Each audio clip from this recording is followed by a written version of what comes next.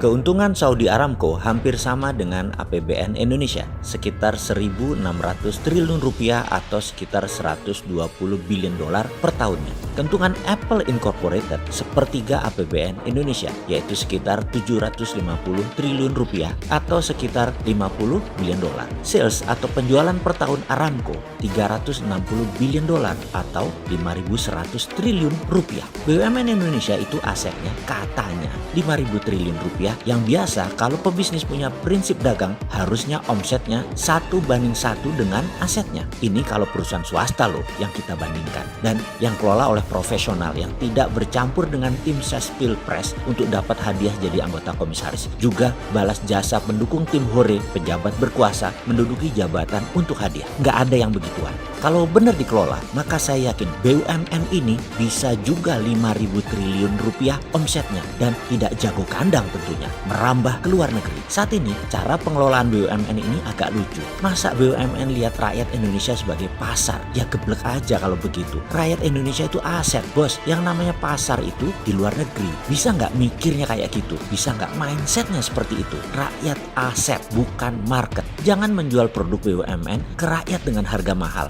Jangan paksa rakyat dengan produk BUMN yang tidak ada pilihan. Jangan buat rakyat bergantung kepada BUMN. Jangan buat BUMN ambil sisi hulu yang membuat UKM ditekan atau tertekan di sisi hilir. Buat apa ada BUMN kalau kayak begitu? Inilah salah kaprahnya pengelola BUMN di bawah kementerian yang sangat manja dengan regulasi-regulasi yang melindungi mereka dan dana APBN. Sudah kayak begitu, nggak bisa 1:1 lagi asetnya dengan salesnya. Apa itu maksudnya 1:1? Ini harus diterangkan karena mungkin sahabat sudah tahu, tapi buzzer nggak paham. Ini yang harus dijelaskan biar buzzernya pinter sedikit, komennya jadi bermutu. Sederhananya begini, kalau kita pebisnis, aset kita yaitu modal plus alat usaha dan lain sebagainya, katakanlah 500 juta. Kita punya penggilingan padi. Setiap hari menerima jasa giling dan dalam 1 tahun omset kita 500 juta. Profit kita bersih 20% atau sekitar 100 juta rupiah. Itu adalah nilai wajar biasa dan itu bisnis seperti biasa. Kalau bisnis bagus, itu sewaktu pengelolaan harus masuk rumus 1, 2, 3. Masuk 1 katakanlah 1 miliar,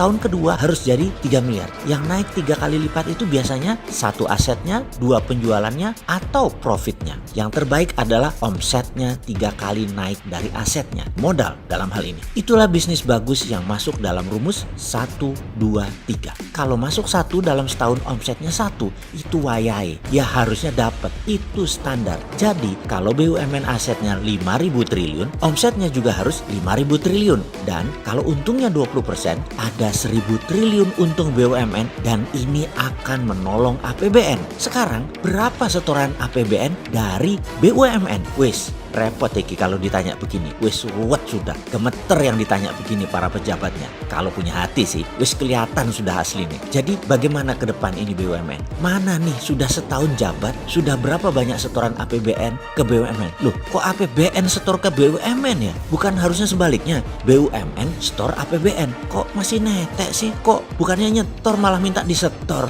Kok enak ya? Maaf nih bro, namanya pelayan publik pejabat itu ya. Jadi wajar kalau ada yang nanya. Bukan oposisi loh ya, maklum fans dirimu apa juga yang kamu perbuat itu bilangnya bagus. Kalau kita kan netral, Anda ya harus melayani sisi liar dari harapan publik lainnya yang bayar pajak, minta performa Anda. Mangkel loh yang bayar pajak lihat APBN tidak perform, APBN malah buat nyetor BUMN, BUMN yang nggak perform. Kalau nggak perform ya kita ingetin, kalau mau tahu caranya bisa meningkatkan omset dan profit BUMN, ya mbok kabar-kabaran, nanti kita kasih tahu, kita tolong. Tapi tutup dulu 500 BUMN anak dan cucunya dulu. Nanti enak deh kita ngomong. Menutup itu bikin efisien biaya loh bos. Walau tim hore yang nggak bisa kerja banyak kecewa.